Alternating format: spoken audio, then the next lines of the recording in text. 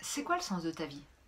Je lisais un magazine pour femmes dans le TGV, sur fond de ronron SNCF et confort de psyché, un zeste d'actu, mode et beauté, un article de société, quand, au détour d'une pub, je tombe sur l'article Changer sa vie, avec en teaser la question Et vous, c'est quoi le sens de votre vie?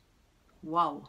Comme ça, sans crier gare, grosse tentation du wagon-bar. Non, reprenons-nous. Cette question, je me l'étais déjà posée à l'adolescence, et puis tout le temps après, pendant le vide, l'absence. Coach, psy, je deviendrai, afin d'aider les autres à le trouver leur sens, à déchiffrer leurs souffrances, surmonter les obstacles, découvrir leur mission de vie. Un appel, une vocation, de quoi bâtir sa life story. J'écoute l'autre, je l'aide, il s'apaise, et moi, dans le ballet des âmes, je m'en sors à l'aise, car tant qu'il ne s'agit pas de moi, ça va. S'effacer pour que les autres grandissent? Ma mission de vie, c'est vraiment ça? Cette question, thérapeutes, coachs, RH et autres aidants se la posent régulièrement. Surtout dans les moments d'errement où on se demande si on se ment. Tous ces discours, ces quêtes, cette recherche de sens, ne va-t-elle pas justement à l'encontre du besoin d'essence? Rire, dormir, jouer, s'amuser, aimer, sans programme, sans analyse, comme ça, pour rien, juste le fun à l'instant T. Alors, sans doute, je n'ai pas trouvé ma mission de vie. Encore que si je la vis à fond, ma vie avec passion, ben j'ai peut-être tout bon.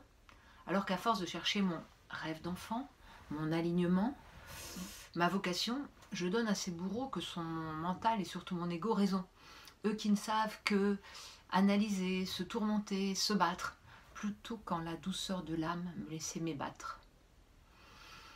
Et si la vie qui avait du sens, c'était justement celle qui ne se pose pas la question d'en avoir, celle qui ne se perd pas dans le faire ou dans l'avoir, cette déconstruction, reconstruction permanente qu'on nous prône dans les magazines. Où vivre? Avec qui? Pourquoi faire? Restent, c'est vrai, de bonnes questions, mais qui peuvent donner le spleen quand on nous les accède à vide, sans qu'elles viennent du dedans. Sans compter que tout le monde n'a pas le luxe de se les poser vraiment. Ma grand-mère à moi, elle était handicapée. Elle marchait à peine, alors dans sa petite cuisine, elle vaquait. Elle donnait, elle écoutait, elle rayonnait, elle faisait ce qu'elle pouvait, elle acceptait. Sans sensiblerie, sentimentalité sucrée ni autre simagrée. Grande dignité de l'amour dans sa cohérence. Tiens, et si c'est ça d'ailleurs une réponse qui aurait du sens? La cohérence, comme une pause, une respiration dans nos cohérences.